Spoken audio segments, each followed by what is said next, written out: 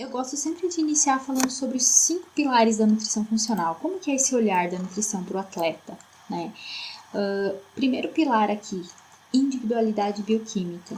Então, a gente precisa levar em conta todas as necessidades nutricionais desse paciente, desse atleta, né? Mas a gente tem que entender que a alimentação ela precisa ser individualizada. Hoje com a internet, né, a gente encontra tantas dicas, tantas orientações nutricionais, dicas de pré, de pós-treino, de suplemento, mas essas orientações precisam ser individualizadas para você, de acordo com a sua necessidade nutricional, de acordo com o seu treino, de acordo com as suas especificidades. Né? Então, a alimentação, por exemplo, na família a gente vê isso, né, que um alimento para um pode ser ótimo e para outro pode causar problemas, né? Então tem que ser individualizado. Quanto mais individualizada for a sua alimentação, mais resultados na performance vai ter e mais resultados também na saúde, certo?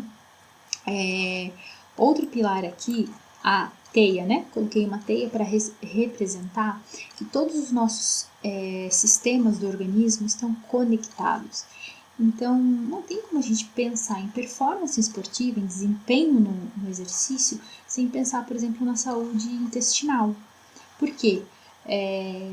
O aumento do suprimento sanguíneo para o músculo, por exemplo, durante o exercício intenso, reduz o fluxo sanguíneo intestinal.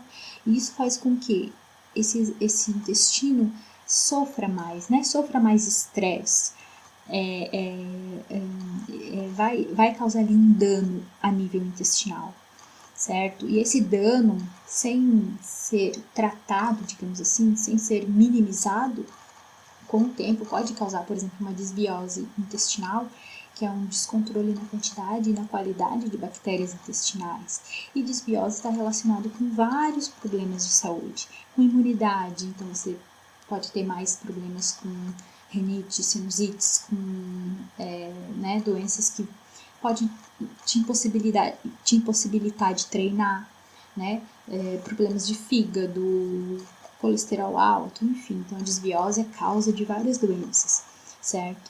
Então, naturalmente, quem treino intenso pode causar esse estresse a nível intestinal, né? Mas, claro, a gente tem que treinar. O que a gente vai fazer? A gente vai modular esse intestino através da alimentação, a gente vai utilizar alimentos que podem minimizar esse dano ocorrido pelo exercício, né? Usar alimentos mais naturais, usar alimentos mais anti-inflamatórios, usar pró e prebióticos, enfim, a gente vai vendo no decorrer da aula, mas é algo que a gente leva em conta, né? Então, tudo está conectado, né? Por exemplo, o consumo de carboidratos de alto índice glicêmico para vocês do Muay Thai é fundamental, porque é uma energia rápida, né? É um aporte de energia rápida para a luta, por exemplo. Só que o consumo de carboidratos de alto índice glicêmico aumenta a fermentação bacteriana, por exemplo. E a concentração fecal desses ácidos biliares, né, providos dessa fermentação, pode causar o aumento dessas bactérias ruins no nosso intestino. Só que aí, a gente não vai deixar de consumir, deixar de prescrever o carboidrato de alto índice glicêmico, que é fundamental para a performance. Mas a gente vai modular, né, em contrapartida, esse intestino para prevenir essa desbiose, para prevenir esse estresse, certo? Depois a gente vai ver a teia, né? Essa teia mais clara, vocês vão entender a importância disso. Por exemplo, o sono. O sono é muito importante para a performance, tanto para o desempenho no treino, né? Saúde em geral, melhora na produção de hormônios como testosterona, GH, que são essenciais para a síntese proteica, né? Para o aumento de músculo. Então, tudo está conectado no nosso corpo, né? Então, olhar o atleta de forma ampla é muito importante, certo? Outro fator aqui da teia que a gente leva em conta é olhar o paciente. A orientação nutricional ela é centrada no paciente, né? Então, considerando todas as necessidades nutricionais ou problemas, sintomas que você possa ter. Por exemplo, você vai ao nutricionista para tratar um colesterol alto, né? Pode acontecer. Mas a gente não olha a doença, a gente olha o paciente. Então, deve ser centrado no paciente para resolver a causa. Né? A gente sempre vai cuidar da causa. O outro esquemazinho aqui, só um pouquinho. O outro esquema, outro desenho, né? Representa a biodisponibilidade de nutrientes. Não basta só comer alimentos saudáveis, né? A gente tem que garantir com que esses nutrientes do alimento seja absorvido, né? Seja digerido de forma adequada, e a digestão já começa na boca. Então, você precisa mastigar de forma adequada, mastigar bem o alimento, né? Precisa ter ácido clorídrico adequado para absorver as vitaminas e minerais. Precisa ter um intestino íntegro, né, para absorver também. E precisa com que é ideal, né, que esses nutrientes sejam levados, transportados e cheguem na célula para desempenhar o seu papel, certo? Então, a biodisponibilidade desse nutriente. Então, depende da tua integridade, né, gastrointestinal, depende de você mastigar bem e depende, por exemplo, da combinação de um alimento com o outro, que pode ser uma combinação sinérgica ou pode não ser uma combinação tão sinérgica assim, né? Um alimento pode prejudicar a absorção do outro, por exemplo, o cálcio do leite pode atrapalhar a absorção do ferro da carne. Quando consumidos, né, em preparações como, por exemplo, uma lasanha, que vai ter leite do queijo e vai ter a carne, pode estar atrapalhando, né? Então, só um exemplo para você entender que todos esses nutrientes precisam chegar na célula de forma adequada, biodisponibilidade do alimento, certo? E aqui por último, nós temos o pilar que representa vitalidade positiva, né? A OMS coloca como a saúde, né? Não só a ausência de doenças, mas um bem-estar emocional, um bem-estar físico. Então, não basta só não ter doenças, né? A gente tem que ter uma vida plena, uma vida saudável. A gente tem que estar com disposição, enfim, certo? Bom, então o nosso próximo slide aqui mostra mais ou menos essa teia, né? Que é bem legal para vocês entenderem por que às vezes o nutricionista pede para consumir mais vegetais, por que o nutricionista pede para tomar mais água, para se hidratar melhor, o sono, como é que tá a qualidade do sono, né? Se você se estressa muito, tudo isso vai impactar na qualidade do seu treino, na sua performance, né? E, por exemplo, aqui ó, no centro da teia, a gente encontra a mente emocional e espiritual. Então, como que você está frente a competição, por exemplo, né? Como que está o teu emocional frente à competição? Então, a nutrição também pode modular a tua ansiedade, por exemplo, né? Para que você enfrente de forma mais adequada, assim, digamos, né? A competição, que você esteja mais seguro, mais tranquilo, que você esteja treinando de forma adequada para quando chegar na competição, dar o teu melhor, certo? Então, aqui tá todos os sistemas que eu comentei, né? Então, por exemplo, defesa e reparo está relacionado com o sistema imunológico, né? Transporte está relacionado com todo o sistema cardiovascular, né? Sistema linfático, biotransformação está relacionado com detox.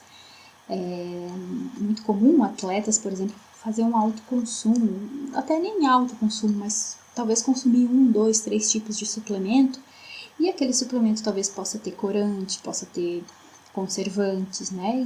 E aí a gente precisa excretar essas toxinas do corpo, né? Então, como é que tá teu fígado para eliminar essas toxinas, certo? Então, só para você entender mais ou menos quando o nutricionista, né, pede para melhorar a alimentação, enfim, a gente já está olhando no geral. Então, os alimentos têm a mesma ação para todos os indivíduos? Essa frase é bem antiga, Lucrécio, né, na Grécia Antiga, diz que alimentos que para um são remédios e para outro são amargos venenos. Então, é o que a gente chama de individualidade. Precisa ser individualizada a orientação nutricional, né? E quando a gente fala de performance esportiva, então estão aqui os pilares da performance esportiva, né? Então, a base dessa pirâmide vai ser o treino. A nutrição, ela tem um grande impacto nas adaptações ao treinamento. Então, por exemplo, para melhorar o desempenho do músculo, é essencial exercitar, treinar o músculo. Mas os efeitos do treinamento são influenciados pela nutrição, certo? Então, a base vai ser o treino. Então, o treino precisa ser periodizado, precisa ser um treino adequado. E aí, a nutrição, ela vai potencializar o efeito do seu treino, certo? E aí vem a suplementação. Então, depois que a base estiver ok, né? A base é o treino. Vem a alimentação, a dieta, que é muito importante. E aí vem o suplemento. A recuperação também faz parte dessa teia, a recuperação também faz parte dessa pirâmide e a psicologia também, né? Os fatores genéticos, né, que a gente individualiza, treinamento, então, tá muito relacionado com questão genética individualizada, dieta também, que eu falei que nenhum alimento vai ser bom para todo mundo, e os suplementos também. Tem suplementos que teu colega vai se beneficiar e você não tanto, certo? A gente vai ver isso mais pra frente. E quais os nutrientes importantes, então, para o praticante de Muay Thai? O principal vai ser carboidrato, certo? Só que também sem proteína, sem gordura, sem vitaminas e minerais e sem água, vai dar problema. Mas assim, são esses os nutrientes que a gente vai falar hoje aqui. Então, carboidrato, ele é o principal, ele é a estrela, né, dos atletas de Muay Thai. Ele é um substrato energético, né, em atividades intensas de curta duração, principalmente quando envolve repetições sucessivas, né. Então, treino de Muay Thai, né, treino de força, enfim, total utilização de carboidrato. E a recomendação dessa ingestão, ela pode variar dependendo do tipo de treino, da intensidade, se vai usar durante ou não, a gente vai ver mais pra frente também. Mas o carboidrato é muito importante, então muito cuidado agora com essa moda da low carb, né? Tá fazendo low carb, pô, tu tá fazendo low carb, mas se teu objetivo é performance, é desempenho esportivo, não pode cortar carboidrato, precisa consumir carboidrato. 60%, 70% do total de energia da tua dieta tem que vir dos carboidratos, tá? Senão vai fadigar, vai impactar no teu desempenho na luta, certo? Aí alguns exemplos, né? Batata, arroz, mandioca, milho, são os exemplos de carboidrato, aveia. E aí temos as fontes alimentares, que são a base, que são muito importantes, que é o mais importante, na verdade, e os suplementos, que a gente também verá quando utilizarmos. A recomendação de carboidratos, né, vai depender, então, do treino, da intensidade desse treino, né? Olha só, o gasto energético de um atleta, isso falando em atleta, né, de treinos intensos mesmo, pode chegar a 4 vezes maior do que um indivíduo normal, ativo, do que um indivíduo não ativo, certo? Então, sendo necessário aumentar essa quantidade de carboidrato. E essa quantidade, essa recomendação varia de quanto? De 5 a 12 gramas por quilo de peso por dia, certo? Então, por exemplo, se você tem 60 quilos, geralmente eu utilizo 8, 5 gramas, dependendo do exercício, dependendo da modalidade, né? Mas, por exemplo, no Muay Thai eu utilizo 5 gramas, aí depende também, porque se a pessoa consome muito pouco, esse aumento, eu faço um aumento gradativo, né? Então, se a pessoa tem 60 quilos, vezes 8 gramas de carboidrato, ela deve consumir 480 gramas de carboidrato por dia. Isso é muito carboidrato, sabe? E aí pode vir dos alimentos e também dos suplementos, tá? Só para vocês terem uma noção, às vezes as pessoas pensam, batata doce é carboidrato. Gente, batata doce, em 100 gramas de batata doce, só tem 18 gramas de carboidrato, né? Em 100 gramas de arroz, tem 28 gramas de carboidrato. Imagina consumir 480 gramas de carboidrato. É muito carboidrato. Então, às vezes, que a gente não consegue bater essa quantidade com os alimentos, certo? Porque olha, imagine pensando em batata doce, arroz, até aveia tem mais, né? Mandioca, quanto que a gente, né, iria consumir para bater os 450, 480 gramas de carboidrato. E às vezes, só com alimentação a gente não consegue, porque tem vários fatores, né? Às vezes porque não consigo comer tanto naquele horário, não consigo um volume muito grande, ou eu trabalho e tenho que consumir alguma coisa mais líquida para digerir mais rápido para ir treinar. Então, tudo vai depender de vários fatores, né? Qual tipo de carboidrato que eu vou usar, se é mais alimento. Na verdade, o alimento sempre será a base, sempre a maior parte vai ser alimento, certo? Vai ser muito melhor você consumir o alimento.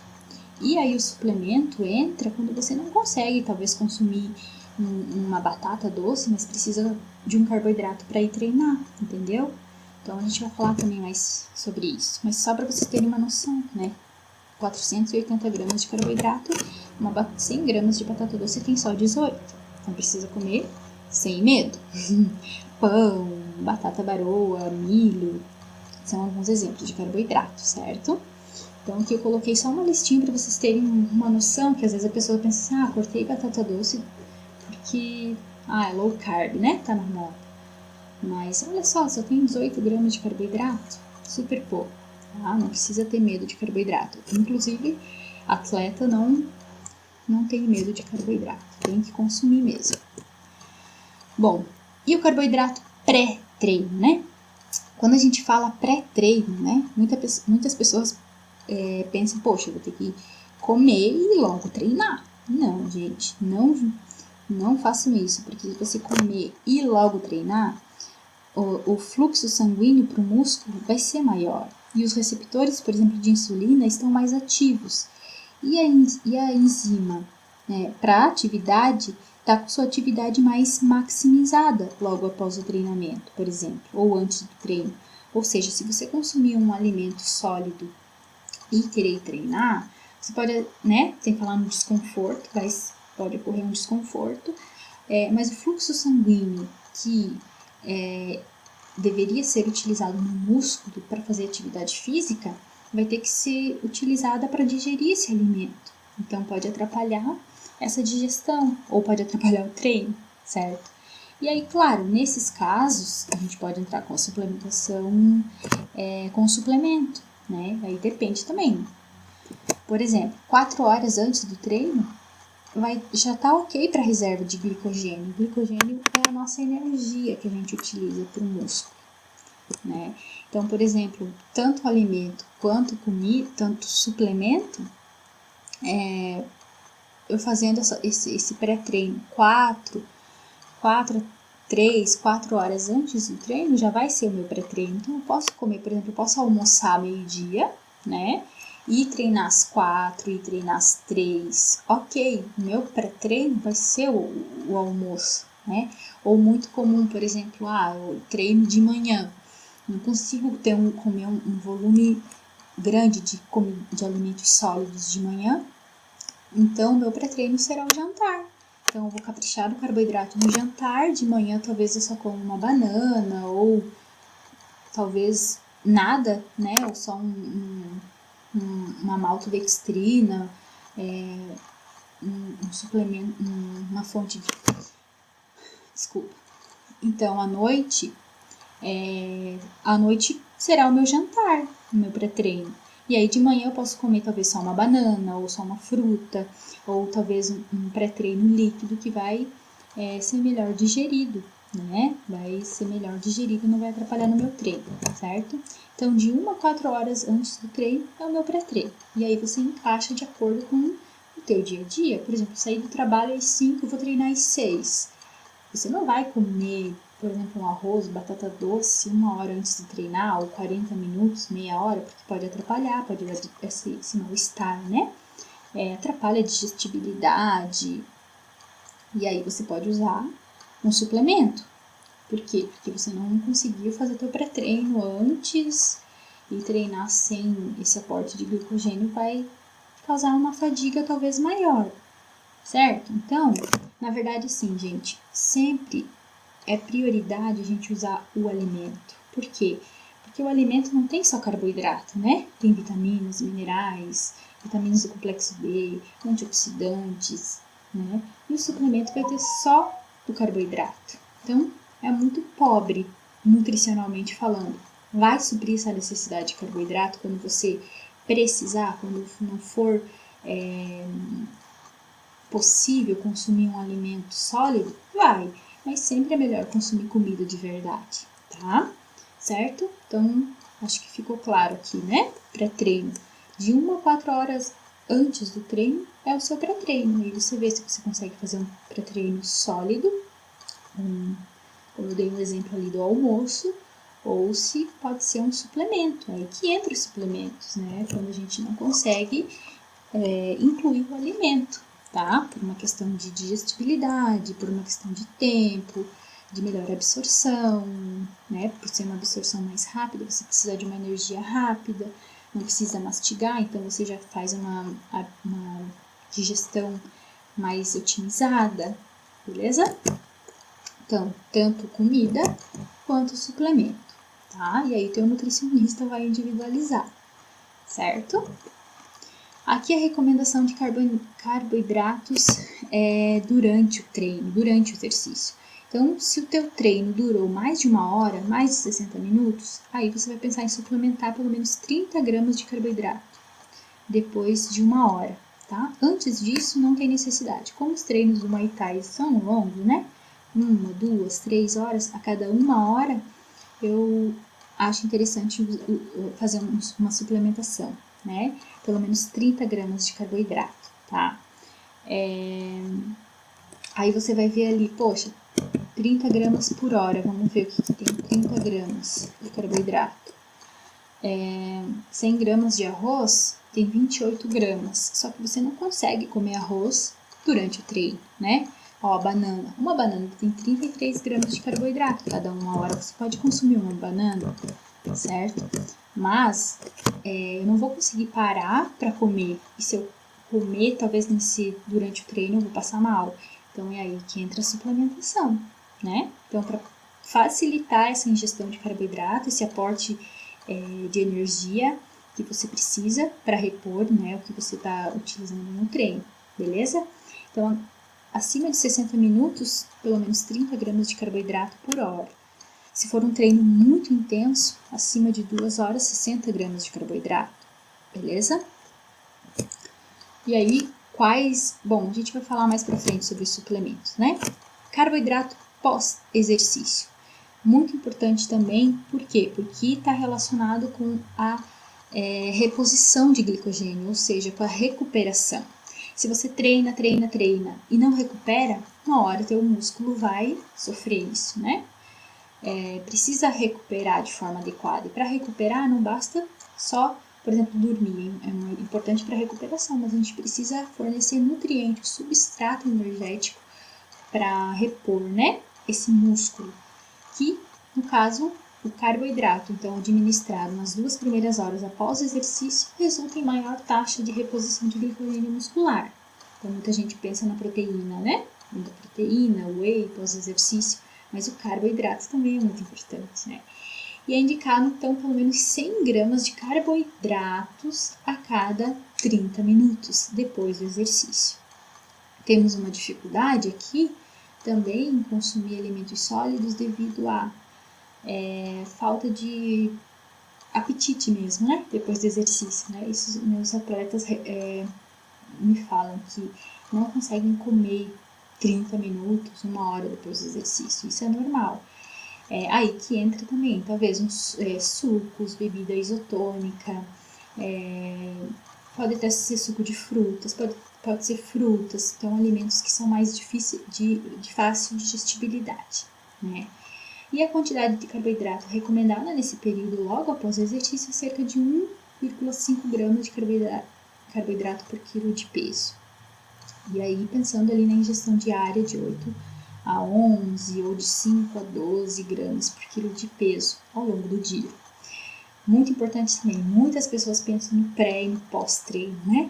Mas é essencial a gente pensar ao longo do dia, essa ingestão diária, porque se você não conseguir atingir a ingestão diária, por exemplo, de macronutrientes, que são os carboidratos, proteínas e gorduras, vai afetar na sua performance, né? Não vai atingir o gasto calórico adequado, vai afetar na performance esportiva, certo? Então, muito importante ao longo do dia ter esse aporte de carboidratos. Carboidratos é até tranquilo, porque tem café da manhã, almoço, lanche, jantar, né? Beleza? Bom, outro macronutriente importante para a performance é a proteína.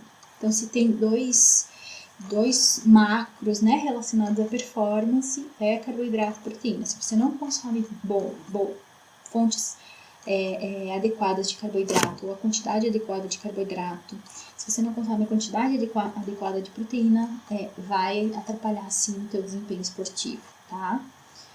Porque a proteína, no caso dela, ela atua na recuperação do tecido muscular, transporte de oxigênio, transporte de nutrientes e várias outras funções que as proteínas têm, tá? Recomendação, pelo menos 1,6 a 2 gramas por quilo de peso. Então, por exemplo, se você tem 60 quilos, vezes 1,8, 1,6, geralmente eu uso 1,8, dá 108 gramas de proteína por dia, né? Aqui também a proteína vale aquela questão, como eu falei, do carboidrato. É muito importante consumir ao longo do dia, tá? Então, se você precisa consumir 108 gramas de proteína por dia, as principais fontes, ou as fontes mais biodisponíveis, são as de origem animal. Tem também de origem vegetal, que também é possível conseguir, mas precisa ser ingerido uma quantidade um pouquinho maior, né?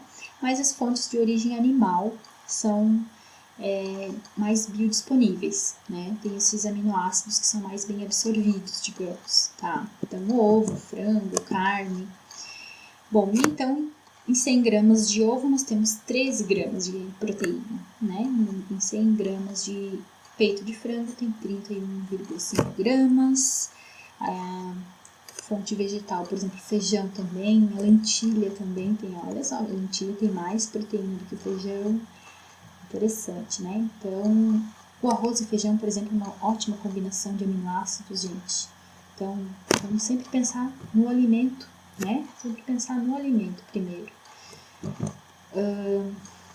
E aqui um detalhe também sobre a recomendação, né? Que muitas pessoas pensam, então quanto mais proteína consumir, mais performance, mais músculo vou ter. Não. É uma quantidade bem importante. É importante a gente respeitar essa quantidade, porque muitas pessoas pensam, quanto mais proteína eu consumir, então mais síntese proteica eu vou ter? Não. E o consumo exagerado de proteína pode até prejudicar a síntese proteica, né? Pode prejudicar o ganho de massa magra, de massa muscular, e vai impactar na performance esportiva também. Então, fica dentro da recomendação, tá?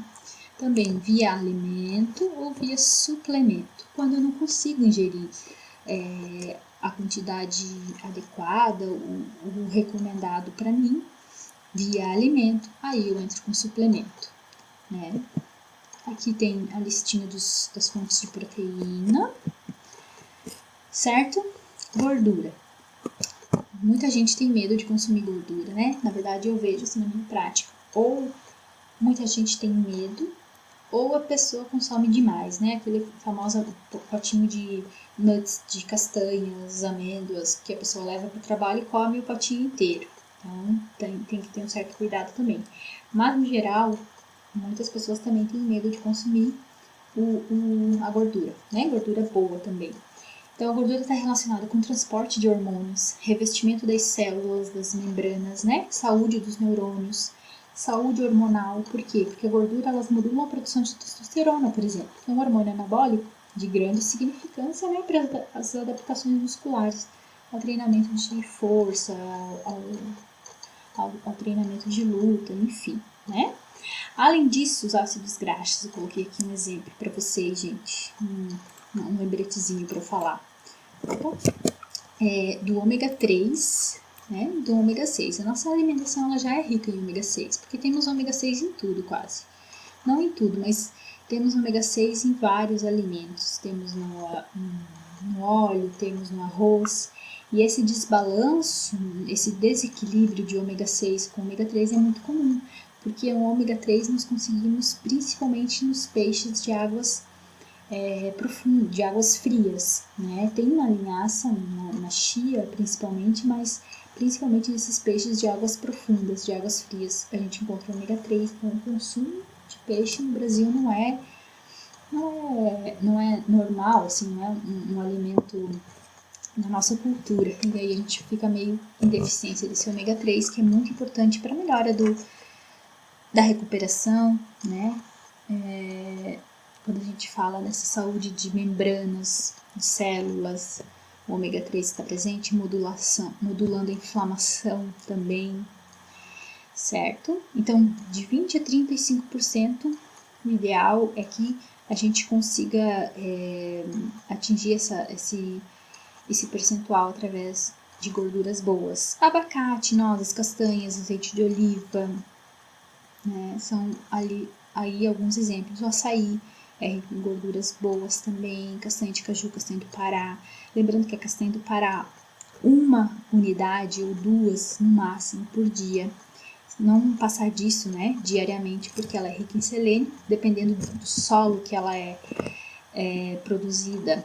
O solo geralmente é rico em selênio, a castanha também vai ter uma quantidade de selênio alta, então consumindo uma ou duas já vai ser adequado. Talvez se você consumir um punhado por dia, pode atrapalhar e até causar problemas por excesso de selênio. Então a castanha do Brasil ou a castanha do Pará, uma ou duas geralmente, tá? Até eu costumo falar uma unidade. Nozes já pode ser consumida em maior quantidade, dependendo, aí vai depender do restante de gordura que você consome ao longo do dia, certo? Castanhas, azeitonas, chocolate amargo, né? Cacau é rico em gordura boa, tá? Semente de girassol, aí o salmão, atum, truta, sardinha, pode ser até essa sardinha enlatada no óleo que a gente tem. Você despreza o óleo e consome só a sardinha, que é rica em cálcio, é rica com enzima Q10, que é um antioxidante, e também ômega 3, beleza? Vamos então para as vitaminas e minerais. Olha só, gente, só 30% da população, de acordo com a última pesquisa que foi feita, consome frutas e hortaliças com regularidade. Então, se você busca performance esportiva, desempenho esportivo, melhora na sua saúde, precisa consumir frutas e hortaliças. Não é opcional. Eu falo sempre isso, não é uma opção. Às vezes você quer sair para balada, quer ou não quer, isso você é opção, né? Mas frutas e hortaliças não é opcional, precisa ser consumido. E se você não gosta, você precisa consumir e comendo aos poucos para aprender a gostar, né?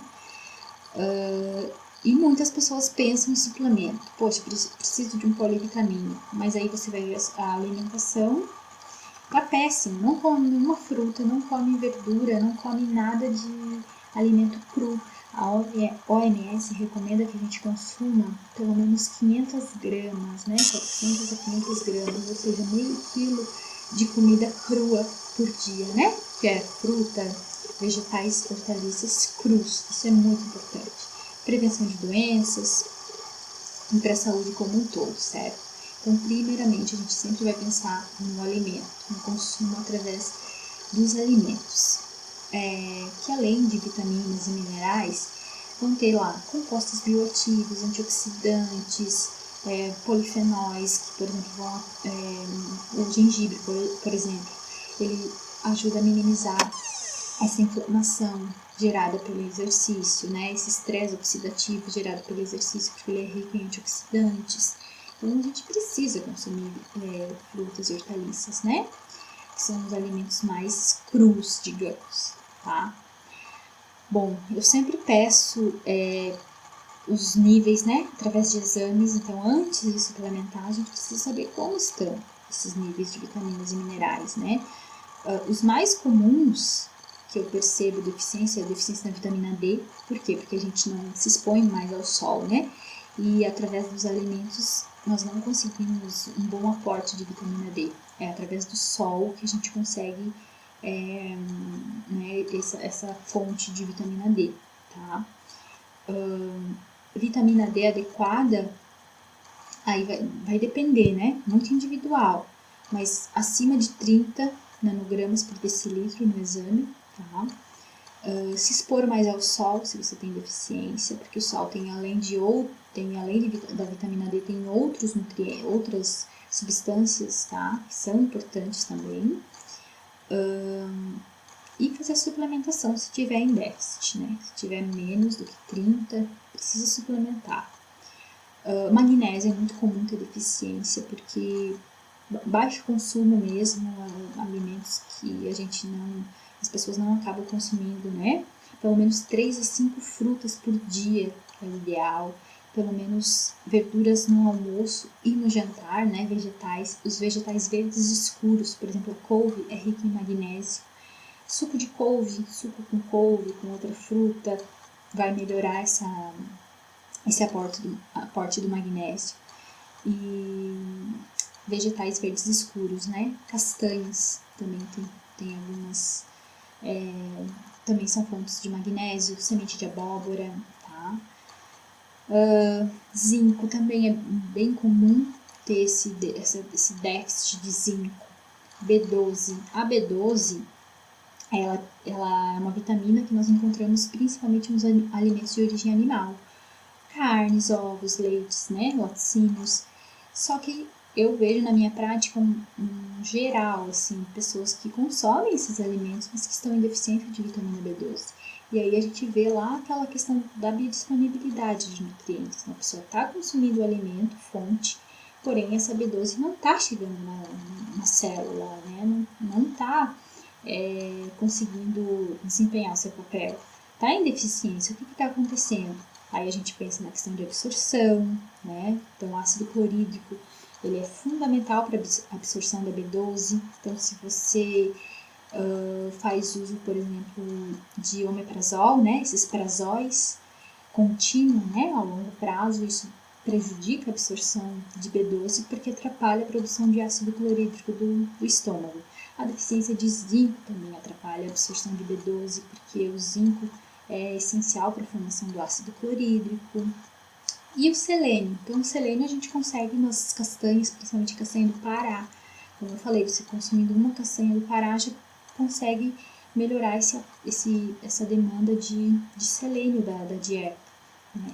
E aí, quando nós não conseguimos através da alimentação, aí a gente entra com a suplementação, né? Então, por exemplo, um paciente, um atleta, eu faço o exame, B12 está muito baixa. A gente muda a alimentação, melhora a questão de digestão, melhora a questão de produção do ácido gástrico, usa uma suplementação até aumentar níveis ok, e depois vai retirando, vai diminuindo essa dosagem, né? Porque a melhor fonte realmente é via alimentação. A gente consumir esses alimentos, né? Ou pessoas que não consomem carne, mas alimentos de origem animal, aí precisa ser feita a suplementação, tá? E as vitaminas, existem as vitaminas hidro e lipossolúveis, né? Que são a vitamina A, a vitamina D, a vitamina E e a vitamina K. Por que eu coloquei elas aqui? Porque é muito comum as pessoas saírem correndo para a farmácia, né, loja de produtos naturais e comprar um polivitamínico desses bem, né, completos, que tem todas as vitaminas e todos os minerais. Só que, por que eu não gosto desse tipo de polivitamínico? Porque a gente vê que todas as vitaminas estão juntas, né? A vitamina A, a vitamina D, a vitamina C, a vitamina E, enfim, todas juntas. Só que, por exemplo, assim, a vitamina C é uma vitamina, aqui ó, a vitamina C é uma vitamina hidrossolúvel. hidrossolúvel, ou seja, solúvel em água. Ela não vai ser bem absorvida junto com vitaminas lipossolúveis. As vitaminas lipossolúveis são bem absorvidas no meio oleoso, certo? Então, junto com vitaminas hidrossolúveis, pode não, e com certeza irá atrapalhar a absorção, né? Então, por esse fator, eu não indico esses suplementos prontos, tem que ser algo individualizado, de acordo com as suas necessidades, né? Os minerais também, né? Então, cromo, manganês, magnésio, zinco, tudo depende da forma que está, da forma química, né? Que está aqui. Então, talvez se você não consegue absorver a B12 via alimentação, se você ingerir de uma cápsula, também não vai conseguir absorver, né? Então, por isso que a gente às vezes utiliza, eu particularmente só utilizo a B12 sublingual, que é colocar embaixo da língua, que vai ter uma absorção diferente, não passa pelo estômago, né? Não precisa desse ácido clorídrico, entendeu? Então, todos esses fatores, né, na verdade, são muito importantes, porque eles vão definir se você vai absorver esses nutrientes ou não, né? Tá bom? Então, eu não indico esses polivitamínicos prontos de farmácia. Primeira coisa é melhorar a alimentação, ter uma alimentação variada, comer vegetais, comer alimentos crus, né? Alimentos íntegros, alimentos frescos. Isso deve ser a base da sua alimentação. Aí, se você puder fazer exames para ver como estão os seus níveis de vitaminas e minerais, principalmente desses mais importantes que a gente encontra a população geral em deficiência. E aí, se necessário, fazer uma suplementação individualizada, em farmácia de manipulação, com a dosagem individualizada para ti, certo? Porque é muito comum a gente encontrar várias toxinas também nesses suplementos prontos, né? Por exemplo, a sucralose é um adoçante artificial e está relacionado com desbiose intestinal, então pode prejudicar a saúde intestinal de bactérias, né? Os micro-organismos do nosso intestino. Outra questão também, aromatizantes. Então, a gente quer ter uma alimentação mais natural possível. Chega de toxinas, né? Se a gente puder evitar a toxina de um suplemento, melhor ainda, porque a gente já é exposto a tantas toxinas no dia a dia, a poluição, por exemplo, metais tóxicos que a gente, infelizmente, consome sem saber, né? Então, quanto menos toxinas, melhor, né? Então, por isso que manda na farmácia de manipulação e a gente, além da dosagem ser personalizada, a quantidade adequada para você, a gente consegue, por exemplo, colocar sem aromatizantes, sem corantes artificiais, sem açúcar, usar adoçante natural, que isso também é importante. Afinal, você está consumindo ali um suplemento todos os dias, né? Isso vai gerar um impacto na tua saúde, tá bom? Bom, então vamos seguir a nossa aula aqui. Água. Então vamos falar então sobre a água, né? Muito subestimada também, né? A água ela atua melhorando o débito cardíaco, né? Aumenta o fluxo sanguíneo periférico dos membros periféricos.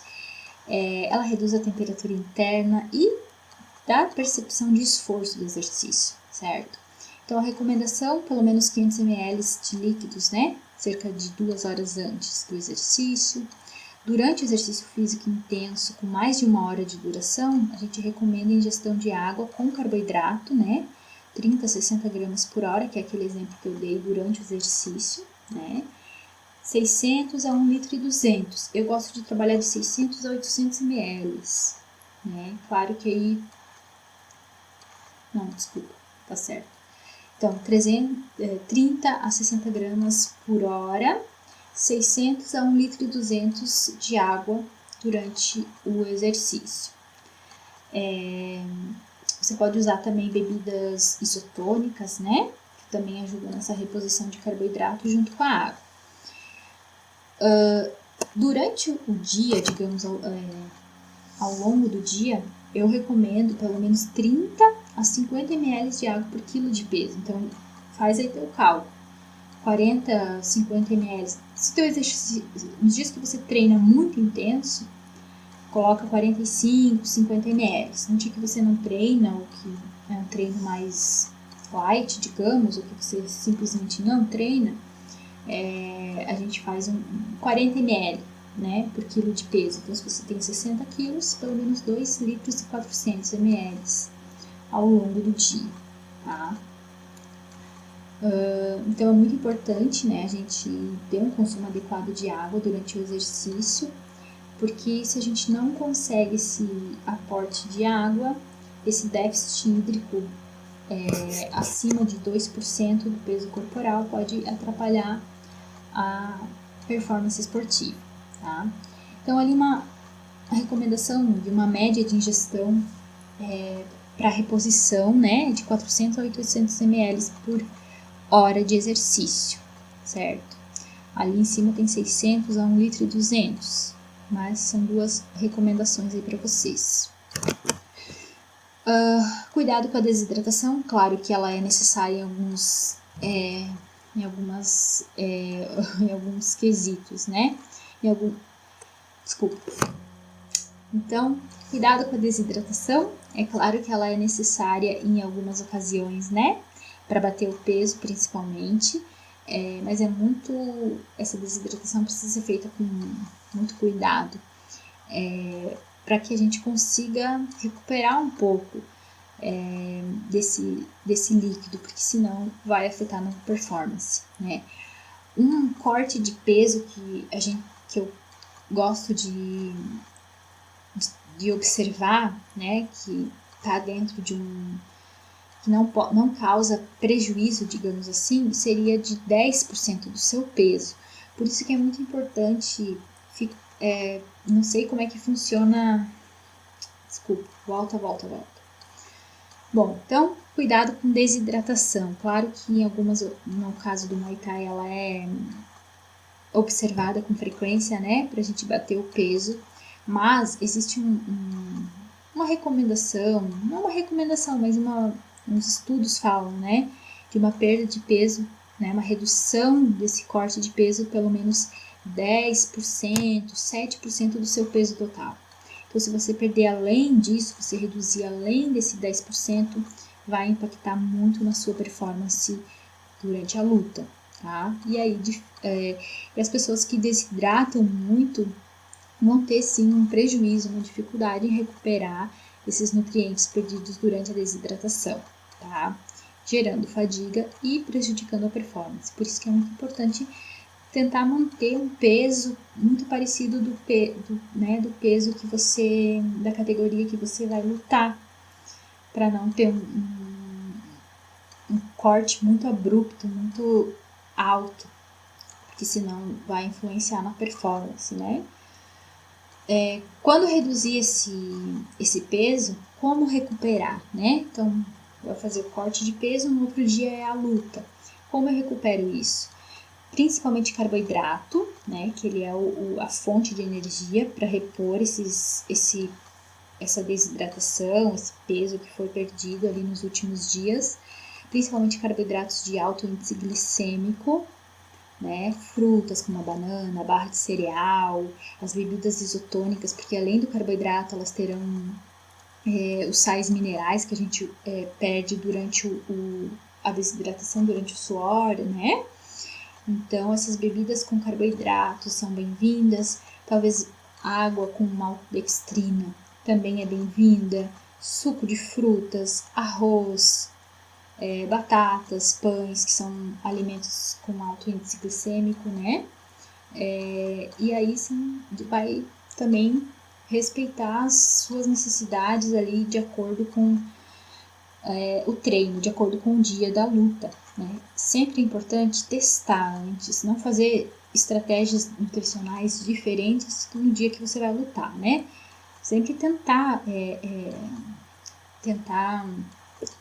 testar antes, testar o suplemento que você vai usar, testar a fruta que você vai comer, os alimentos que você costuma comer, tá?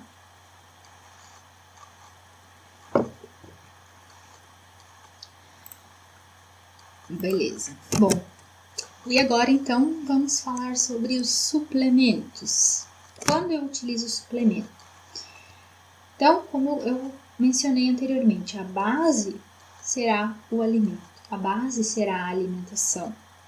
É muito importante vocês terem isso em mente, tá? E o suplemento, ele entra como a cereja do bolo. Depois que a tua alimentação tá ok, né? Tua ingestão Desculpa, volta. Então, os suplementos, eles serão a cereja do bolo. Depois que a tua alimentação estiver ok, né? A alimentação será a base da nutrição do atleta. Depois que essa alimentação for variada, você tiver consumindo os nutrientes adequados, aí entra o suplemento. O suplemento vai ser a cereja do bolo, na verdade, né?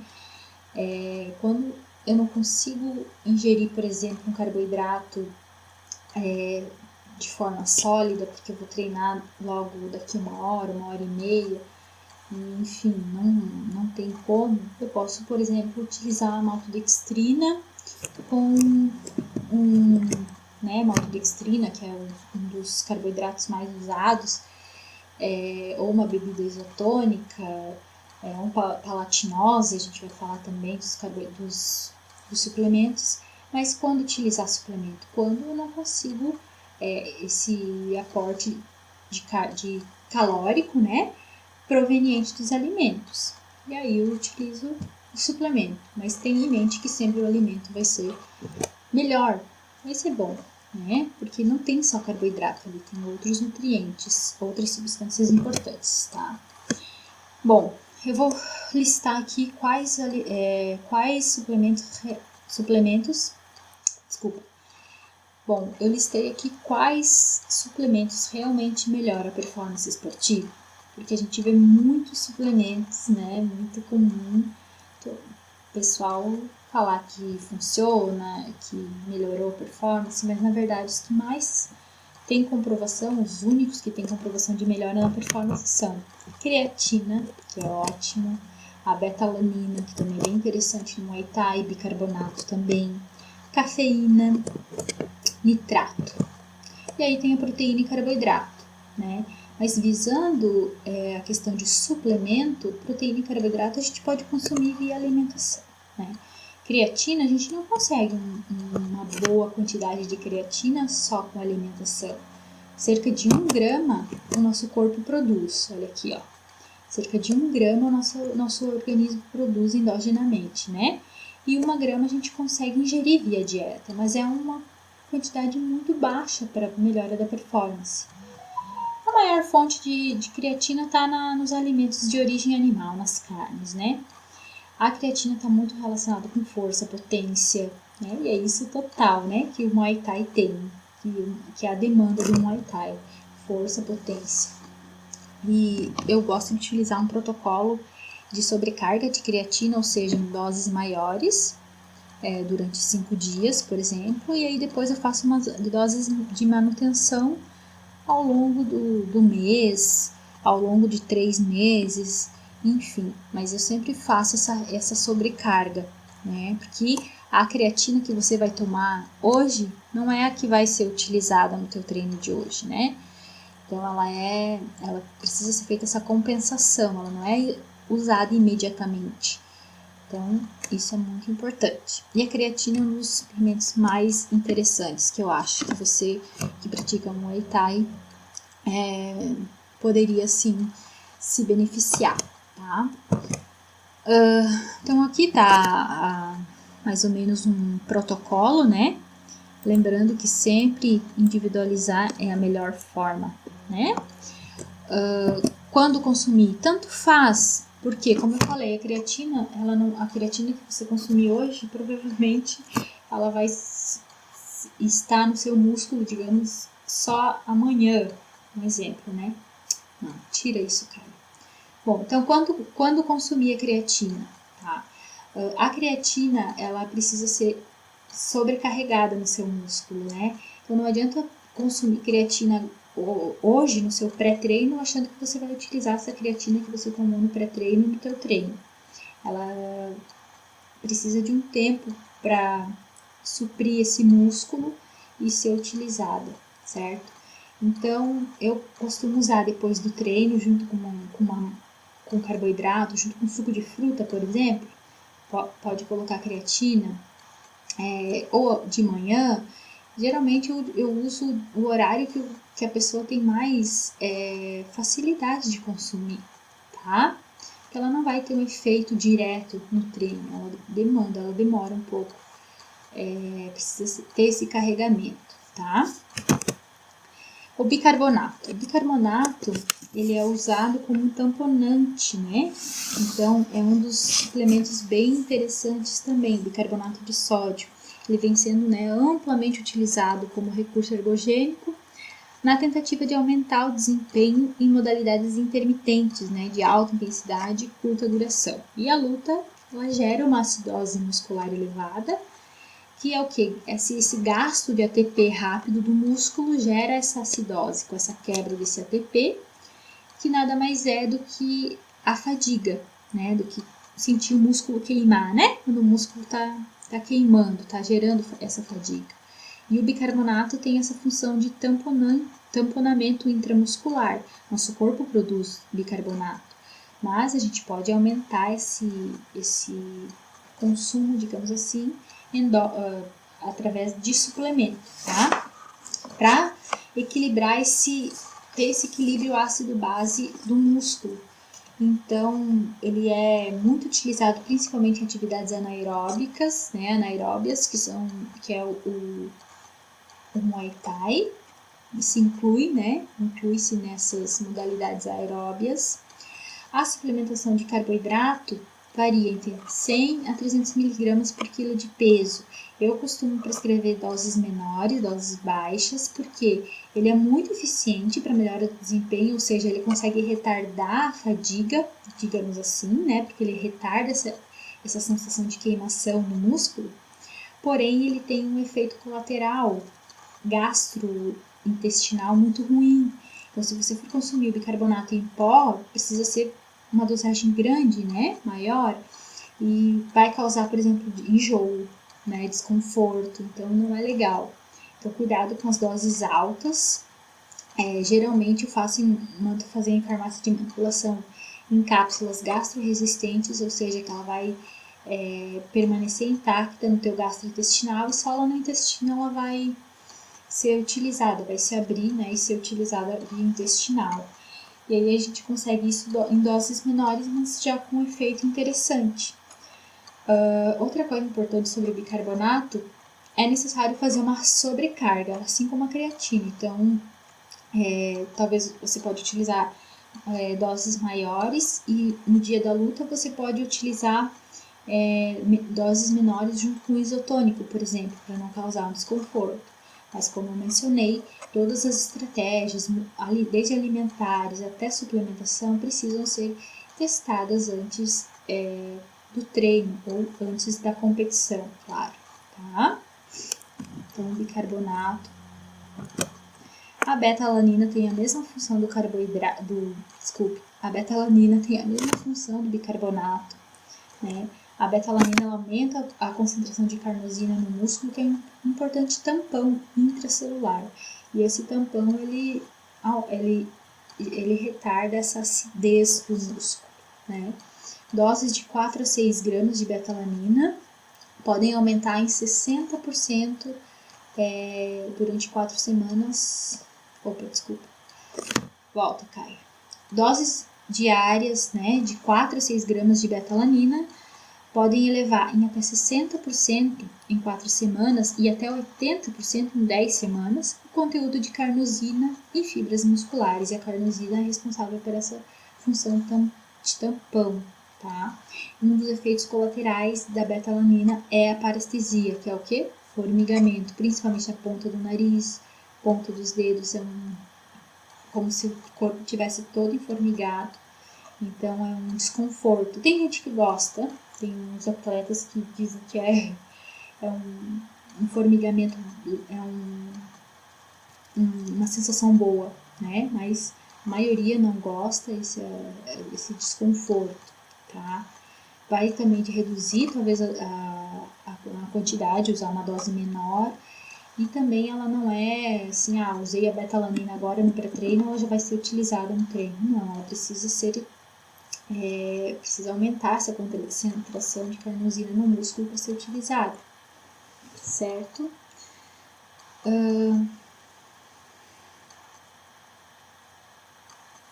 Tá. Bom, então betalanina em pó, né? Sempre em pó, o bicarbonato tanto em pó. Eu gosto de usar em cápsulas gastroresistentes. A betalanina em pó, que você pode utilizar junto com o carboidrato diariamente, né, antes do teu treino. Mas ela vai ter um efeito também, precisa ser feito um carregamento de betalanina, tá? Não é, vou usar hoje e já vai ter efeito hoje. Não, precisa ter um efeito, ser feito um carregamento anterior dessa betalanina, tá? No músculo. Cafeína, tanto via suplemento, né, quanto café, tem ação no sistema nervoso central, aumenta a excitabilidade neural, melhora o recrutamento das unidades motoras, aumenta o estado de alerta, humor, influenciando nos fatores motivacionais, né, foco durante a luta. A cafeína pode agir diretamente sobre o músculo, potencializando sua capacidade de realizar exercícios físicos de alta intensidade e curta duração. Pelo menos 100 a 200 miligramas. Então, a dosagem recomendada é 100 a 200 miligramas, tá? Aqui eu coloquei um quadrinho para vocês terem uma noção da quantidade de cafeína que tem, por exemplo, num café de máquina.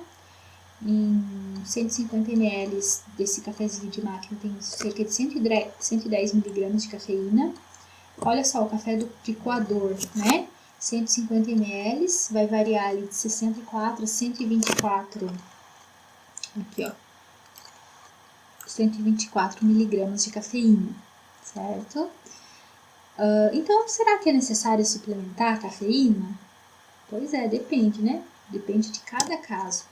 E talvez se eu usasse o café, que além da cafeína tem ali compostos fenólicos, né? Antioxidantes, fitoquímicos que vão auxiliar também na questão de, por exemplo, de modulação da inflamação, do estresse oxidativo, né, melhorando talvez essa inflamação gerada pelo exercício. Então, muitas vezes não tem necessidade de suplementar a cafeína de usar a cafeína via suplemento, né? Talvez se a pessoa gosta de café, se sente bem tomando café, ela pode tomar o café de maneira, né, como se fosse um pré-treino, tá?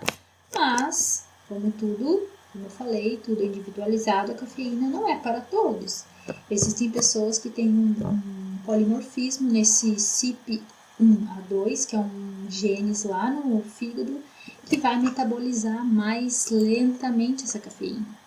Tem metabolizadores rápidos e metabolizadores lentos. Se você toma café e, por exemplo, toma café às 6 da tarde e não consegue dormir lá pelas 9, 10, 11 da noite, você é um metabolizador lento. Isso, a cafeína em doses altas pode ser prejudicial para a tua saúde, né? Já para os metabolizadores rápidos, a cafeína não... Um cafezinho à tarde pode não ter efeito nenhum, né? Porque essa cafeína é rapidamente varrida, tirada do organismo, entende? Então, a cafeína é bem... E, na verdade, tudo, né? Como eu falei, precisa ser individualizado, precisa ser observado. E depende, né? Será que vai ser boa para você, no seu caso? Será que talvez um café, né? Já que você gosta de café, dá para fazer receitas até com café, já vai suprir essa necessidade de cafeína, te ajudar no foco, na recuperação, entende? Bom, o nitrato. Os estudos são feitos com suco de beterraba, porque o suco de beterraba é rico em nitrato. Ele pode aumentar o desempenho de resistência, porque ele aumenta a sua capacidade de óxido nítrico no músculo, né? Isso potencializa o treinamento de alta intensidade e resistência, porque aumenta aumenta um pouquinho. Aumenta a eficiência do oxigênio, né, e melhorando com isso, desculpa, ele aumenta a eficiência de oxigênio no músculo, né, melhorando esse fluxo sanguíneo no músculo. E o tipo de treinamento que pode se beneficiar mais com essa suplementação de nitrato seria os intervalados, que é o caso do Muay Thai, né, que são exercícios de potência, né? Não, tira isso, Kai. Coloca assim, ó. Então, o tipo de treinamento que pode se beneficiar então do nitrato também é a luta, é um Muay Thai, porque ele terá efeitos semelhantes de agentes tamponantes, assim como o bicarbonato, como a betalanina. Só uma observação aqui da betalanina. A cafeína, ela... Não, desculpa. Só uma observação aqui relacionada ao bicarbonato. A cafeína, ela aumenta a biodisponibilidade de bicarbonato, né? Melhora o aproveitamento do bicarbonato. Então, bicarbonato, betalanina e cafeína seriam sinérgicos, né? E aí depende se você é um metabolizador rápido ou se você é um metabolizador lento. Se você metaboliza lentamente essa cafeína, eu não costumo prescrever cafeína. Até o café a gente consegue, é ideal dar uma controlada, tá? E as proteínas? Então, como eu mencionei anteriormente, via alimentação. Quando eu não consigo consumir uma proteína, um frango, um ovo, para ir treinar, né? Hoje eu vou trabalhar a tarde toda, preciso manter a minha aminoacidemia no lanche da tarde. Só que eu não consigo, por exemplo, no meu trabalho é impossível consumir um ovo, não tem como acondicionar direito, ou eu trabalho muito longe, não tem como eu levar um alimento sólido, não tenho tempo. Aí eu posso me beneficiar de uma proteína, por exemplo, o whey, né? Bom, a proteína então está relacionada à síntese proteica, força e potência muscular, né? Síntese tecidual, recuperação do treino. Então, ela é via alimentação, a gente sempre vai priorizar via alimentação. E quando não for possível, a gente utiliza os suplementos. O principal deles é o whey, né? Que é um dos mais estudados. E aí, para quem, qual a dosagem? São individuais. Não tem como a gente prescrever uma recomendação para todos, né? Precisa ser individualizado, tá? Eu gosto de falar isso também, né? É muito importante porque todo mundo compra o whey, todo mundo usa o whey. É muito importante a gente saber escolher um bom whey, tá? Um bom whey pode ser de qualquer marca, mas você precisa encontrar esses quesitos aqui, ó. Em 25 gramas de whey, ele precisa conter de 8 a 11 gramas de aminoácidos essenciais, que são a histidina, isoleucina, leucina, lisina, metionina, fenilalanina, treonina, triptofano e valina. Esses são os aminoácidos essenciais.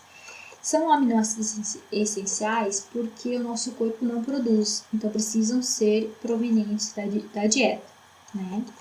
Então, um whey bom precisa ter de 8 a 11 gramas de aminoácidos essenciais, certo? Precisa também conter de 4 a 6 gramas de BCAA, que é leucina, isoleucina e valina. E aí todo mundo pergunta, poxa, tu não prescreve BCAA? Se você usa um whey que já tem uma boa, né, é um bom whey, já tem 6 gramas de BCAA, não tem necessidade de você estar tomando um BCAA além do whey, certo? Porque já tem no teu whey BCAA. Então, só o whey já vai, na verdade o whey já vai suprir essa necessidade de BCAA, né? E também tem que conter pelo menos 2 a 3 gramas de leucina. A leucina é um aminoácido limitante da síntese proteica, é um aminoácido sinalizador da síntese proteica. Tá? Então, sem leucina, a síntese proteica é prejudicada. A síntese proteica quando nós produzimos mais novas fibras musculares, tá? Então, o bom whey precisa ter essas observações aqui. Um cuidado também que é importante é cuidado com aminoácido speaking, aminoácido speaking, que nada mais é do que uma adulteração, digamos assim, feita no whey, só que não é ilegal, mas é imoral, digamos. Por quê? O que acontece? No whey normal, ele vai ter o peso molecular da proteína, né? E aqui, digamos, tem uma imagem para vocês terem uma noção. Então, o whey é caro, né? Porque a gente precisa extrair o whey do leite e precisa de bastante leite para a gente extrair 1 kg de whey, né? Então, o whey vai ser caro, geralmente. Só que eles utilizam, meu Deus, como é que eu vou explicar isso? Calma, vamos lá. Desculpa, vamos lá. Bom, o whey, ele tem um peso molecular de uma proteína, né? Porém, o whey é um produto caro, porque a gente precisa de vários e vários litros de leite para extrair 1 kg de whey. As empresas, as indústrias, às vezes, utilizam essa artimanha, digamos assim, para baratear esse whey, ou seja, elas colocam outras proteínas, né, para completar essa quantidade que seria de whey, porém são proteínas que a gente não quer, né? Não são aqueles aminoácidos essenciais, são proteínas, aminoácidos baratos, tá? Então, por exemplo, para completar esse scoop de whey, eu precisaria de mais whey, mas eu não quero colocar mais whey porque o whey é muito caro. Então, eu vou colocar outras proteínas que também são proteínas, mas não são whey. Aí, quais proteínas são, né? Aí a gente vai ver, deixa eu voltar aqui. São, por exemplo, a L-glicina, a taurina, leucina, isoleucina e valina, mas essas aqui principalmente, né? Se você pega um rótulo de whey que está nos ingredientes proteína do soro do leite e mais outros aminoácidos como creatina, glicina, alanina, taurina, BCAAs, glutamina, não tem necessidade de ter esses aminoácidos. Então, a indústria utiliza esses aminoácidos para completar a quantidade de whey, que deveria ser de whey, né? E aí torna mais barato esse produto, tá? Então, é como se fosse incluir mais proteínas, só que não são proteínas ativas, certo? Então, sempre lê a lista de ingredientes. Lista de ingredientes de whey tem que ter só whey, só proteína do soro do leite, né? Ó, aqui no início, deixa eu mostrar aqui pra vocês. Aqui no início, ó, proteína do soro do leite e deu. Ou proteína concentrada, ou proteína isolada do soro do leite. Aí, esses aminoácidos no final adicionados são aminospik, tá? Que é uma forma de pesar mais, aumentar o peso da proteína, mas não com o whey, com outras proteínas mais baratas e que não vão ter a função na síntese proteica, tá? Então, isso é importante. E os carboidratos, os suplementos de carboidratos que existem, o mais conhecido é maltodextrina, é uma fonte de energia rápida, é barata, né? Eu só sempre peço para a pessoa procurar uma malto também que tenha menos corante, menos flavorizante, né? Adoçantes, é mais difícil, mas que procure uma maltodextrina mais assim, cheia, com menos corantes e enfim. Bebidas esportivas, que são os isotônicos também, são utilizados no Muay Thai, né? 400 ml a 800 ml por hora, como tá ali na recomendação.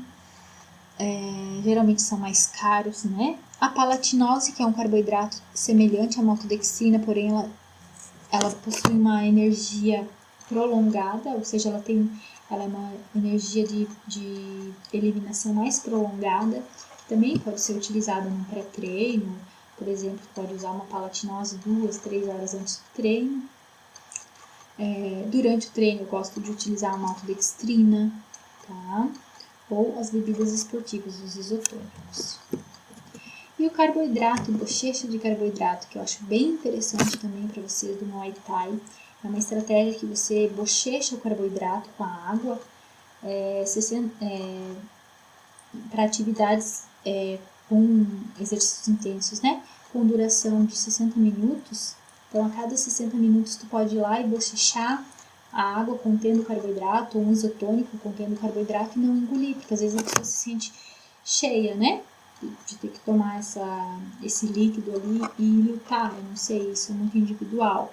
Mas tem pacientes que relatam isso para mim, que não conseguem ingerir volume muito alto e aí preferem bochechar e cuspir. Isso já foi comprovado cientificamente que o bochecho de carboidrato, ele só um pouquinho. Que a simples presença de carboidrato na boca pode favorecer a ativação de algumas regiões cerebrais específicas com impacto positivo para melhorar o desempenho esportivo, né? Então já tem vários estudos, principalmente com contrarrelógio, ou seja, atividades de curta duração, né, atividades intensas. Então, por exemplo, bochechar 25 ml de solução, pode ser uma água, contendo 6 a 8% de maltodextrina, 10 a 20 segundos, e cuspir depois, né? Desculpa. Então, só, volta. Então, bochechar 25 ml de solução contendo de 6 a 8% de maltodextrina durante 10 a 20 segundos e cuspir, já vai sim ter um efeito de energia, né? Vai ter esse aporte energético para o teu treino. Então, é interessante em dias de competição, antes da luta, para você não entrar lutar com muito líquido na barriga, que pode dar um desconforto. Tem pessoas que sentem esse desconforto. E pode ser utilizado durante o período de repouso ou entre uma luta e outra. Isso é bem interessante. Então, coloca água e maltodextrina nessa proporção, tá? E vai ser bem interessante, tá bom? Então, aqui eu trouxe os principais suplementos, os suplementos que funcionam realmente para performance esportiva, os suplementos que são interessantes no Muay Thai, que vão ajudar na melhora da tua performance esportiva. Lembrando que sempre o exercício é que vai comandar, né? A nutrição ela vai potencializar o efeito do seu exercício e sempre priorizar por comida de verdade, uma alimentação fresca, alimentação natural, frutas, vegetais, comida de verdade, arroz e feijão.